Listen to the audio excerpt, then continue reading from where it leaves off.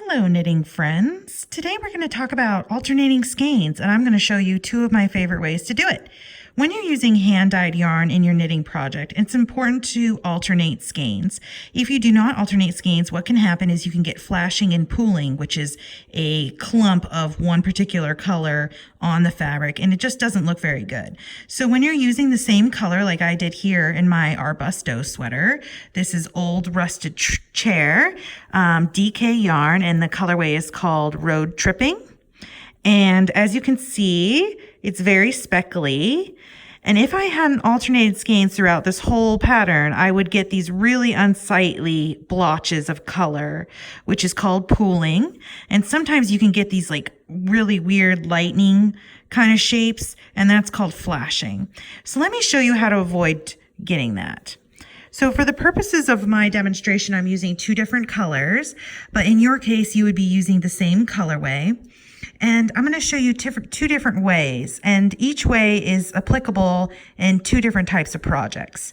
This first way I'm going to show you can be used for sweater patterns that involve a little bit more complicated stitch work than just plain stockinette.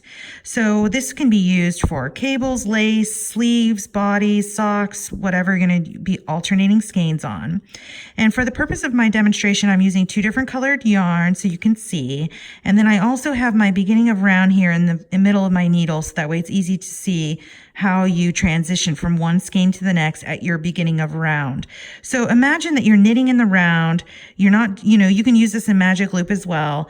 And just imagine we're knitting a big sweater in the round in a stockinette stitch. And this is how you're going to alternate your skeins. So here I am. I'm about to reach my beginning of round. And again, we're using two different colors. Just think of this as color 2, and I'm using color 1. So here's my first skein. I'm knitting along and I reach my beginning of round. So I'm going to reach my beginning of round. I'm going to knit the last stitch, and then I'm going to slip the beginning of round marker over to my right needle. Then I'm going to take the yarn that I was working with, and I'm going to bring it to the front of my work and over and to the right. So what I like to do is I grab my skein. Oops, sorry about that. I grab my skein and I pull it over to the right. Okay, so I'm going to pull it to the front and to the right. And then I'm going to pick up my new skein, my alternating skein, so that way I don't get any flashing or pulling. Let me pull my beginning of round marker over here so you can see. So what I'm going to do is I'm going to just give this a little tug. See how it tightens up this V right here? And what I'm trying to achieve is a V that looks almost as tight as the V that's next to it. But it's important to remember, as soon as I pull this yarn to the back and start to knit with it, it's going to magically tug this back to being the same size as the one next to it. So just give it a little tiny tug, only if you feel like it needs it. The important thing is to try to keep this stitch as close to the one next to it as possible. That is what's going to create a completely seamless join where you alternate your skeins. So now I'm just going to go ahead and knit around. And if you want to practice this at home, all I did here was cast on 30 stitches on my size 6 needles with a DK weight yarn. And it's a good practice size, so that way you can get the idea and you can see how much you want to pull that little first stitch to make sure that it matches the second stitch. That's the key to this particular technique, is not to tug too much and to just be conscientious of it when you alternate. If you do that, you can use this technique in stockinette in the middle of your sweater. You would never even see it. It's really, really cool. I like it a lot for sleeves. I'm going to show you another way in a moment on how to use another alternative method, which is my new favorite method. Let me just show you this one more time. So here I am reaching the beginning of my round, and I'm just going to knit the last stitch, slip my beginning of round marker over, bring my old yarn to the front and to the right, and then from underneath I'm going to pick up my new yarn and I'm going to look at this stitch. See how elongated this stitch is right here? So I'm going to give it a little tug, and then I'm going to continue knitting. and knowing that that first stitch that I make in that new color has already tightened that up. So here I am. Let me pull this to the side so you can see. Here is my join right here on this side, all along these stitches here. So if you pull too tight, it will create a little seam. It usually will block out, but it's better to be too loose than too tight.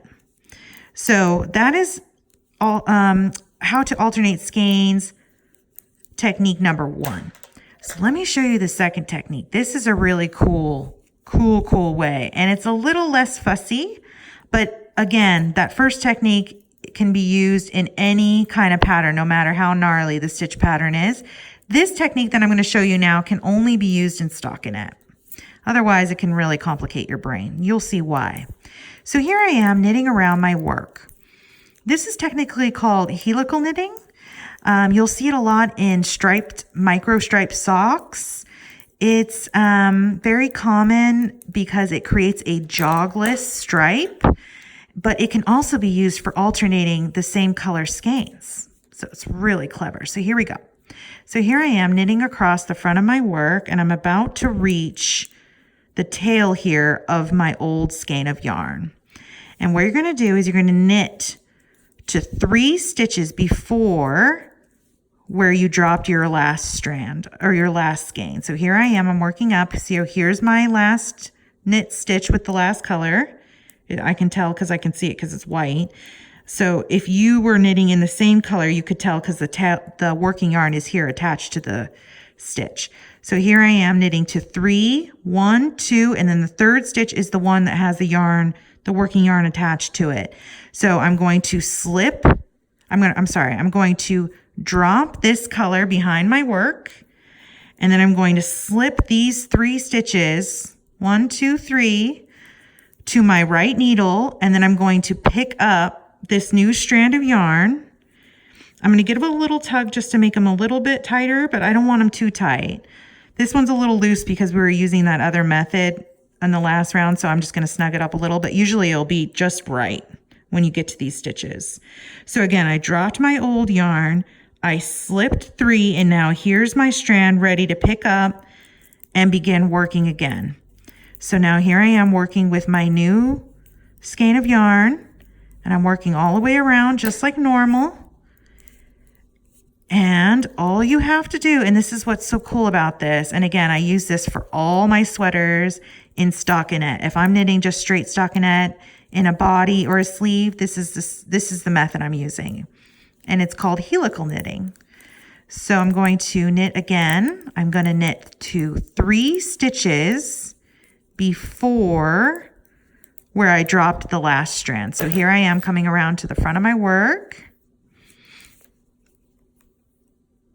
And I can see, let me just get my yarn set up over here.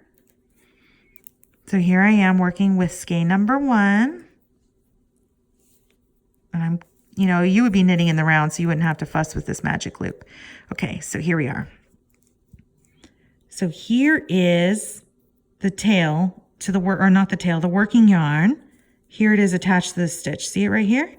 So I'm going to knit to 3 stitches. 1, 2, the third stitch is the stitch that has the working yarn attached to it. So I stop, I drop my yarn, and I just slip these 3 stitches, 1, 2, 3 to my right needle. I pick up the yarn and I just start knitting. Boom. And I just slip my beginning around marker as normal and just keep working around. And it just makes the most perfect, seamless, completely invisible way to alternate your skeins. And it blends the skeins together so beautifully, you would never know that you used a bunch of different skeins of hand-dyed yarn. It blends the colors so beautifully. I absolutely love this method. It's like my new favorite thing. And it's just so great. So again, here I am. So I have to use magic loop on this. So I knit too far. So I have to go back 2 stitches because I have to turn that corner right there. So as you can see, here's 1, 2, and then the third stitch is here on my front needle. So again, all I do is slip those last 2 stitches. So here I am coming around to the front. So I'm just going to slip this stitch because I slipped the other two on the back side and pick up my yarn. And like if this gets kind of stretched out, you can kind of tug it down. And then I just pick it up and continue knitting. And that is it. So it's just important to remember the only thing you have to think about is that helical knitting is best for stockinette and the first method is best for anything else. So if you're knitting stockinette, this would be my go-to.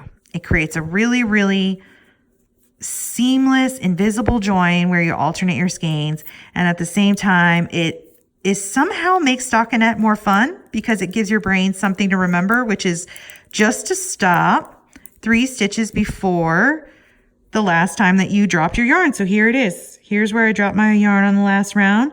So I'm going to knit 1, 2, 3 more stitches and then slip these 3 and then pick up my yarn and continue working. So here I am. 1, 2, 3, drop my old yarn, and then here's my new yarn ready to go on my right needle to continue working. I don't need to tug on the yarn. I don't need to strangle it. I don't need to look to see if my V's match up. I just go around and around and around and around. And that makes a perfect invisible join where you alternate your skeins. Super easy. And I just absolutely love that method. I think it's just so great. So that is how I alternate my skeins. And another little knitting hack from me to you. Thank you so much to patron Petra for suggesting this topic. She's right. I did knit 32 sample sweaters last year. So I have picked up quite a few little tricks having knit so many pieces. I'm not on track to beat that this year. I had to take a little break. That was a little intense. Doing a little bit more selfish knitting this year. But I do have some fabulous samples coming up for Rhinebeck season. So you'll see me working on a lot more samples as the fall weather comes in. But again, here we are. Just showing you one more time. Here's where I dropped the yarn on the last one. So I'm just going to knit again 3 stitches. 1, 2. Here's where I dropped the yarn. So I'm going to slip these purlwise. So I'm not twisting the stitches. I'm just slipping them to the other side. Dropping my old yarn, picking up my new yarn, and here I am, ready to go. And again, these stitches here on the right where you slipped, they may look a little loose at first, but as you knit, they tighten up. So don't feel like you need to go in here and tighten these because on the next round, they're gonna snug up. See, here's my next ones here that I'm gonna slip, and those are already getting snug. So don't worry too much that these are loose. If it starts getting insanely loose, of course, then you can give it a little snug up. But as you go around, it'll tighten. So happy knitting!